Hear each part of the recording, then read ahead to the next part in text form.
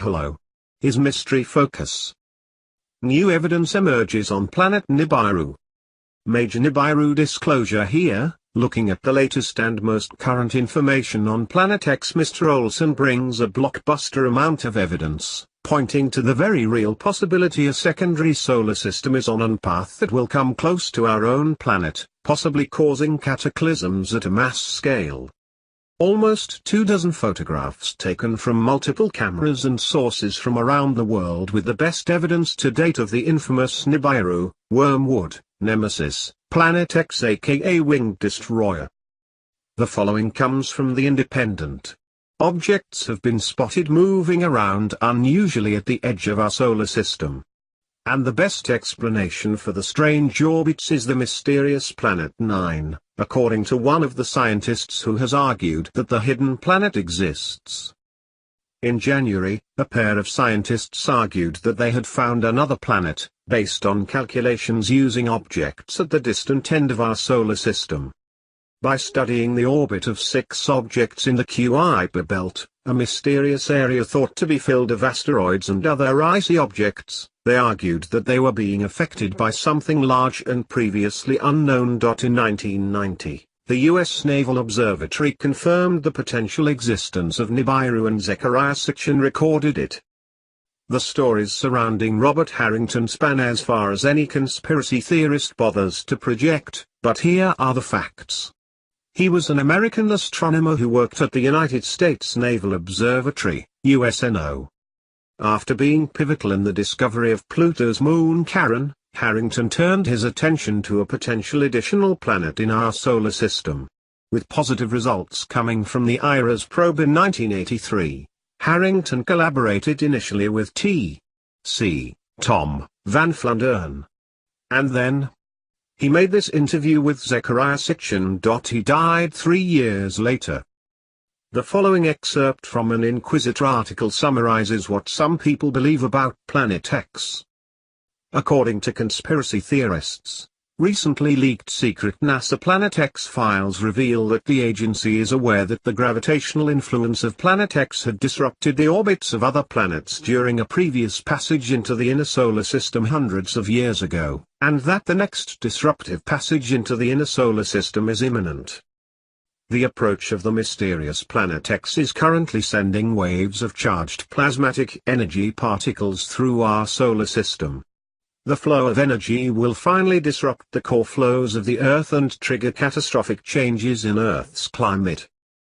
We have been feeling the disruptive effects of the inbound rogue Planet X since 1996 in the form of increased seismic and volcanic activities, freak weather patterns, and natural disasters. Destructive brown dwarf.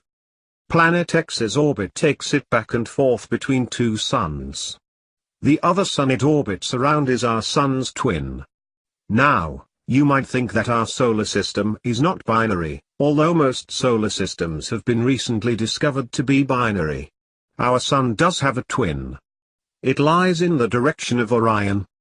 It is not composed of the same material as our sun and thus will never ignite. It is a dark or dead sun and does not revolve around our sun like most twin suns do. Why hasn't this discovery been announced, you might ask? It has if you know where to look.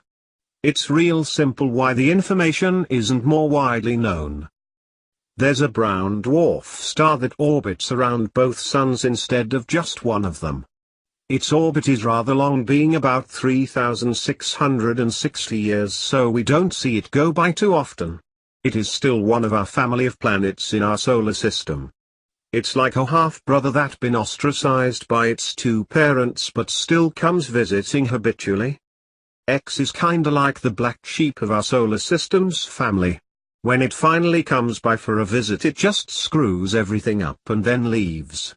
It happens every time, so I guess the rep is well deserved.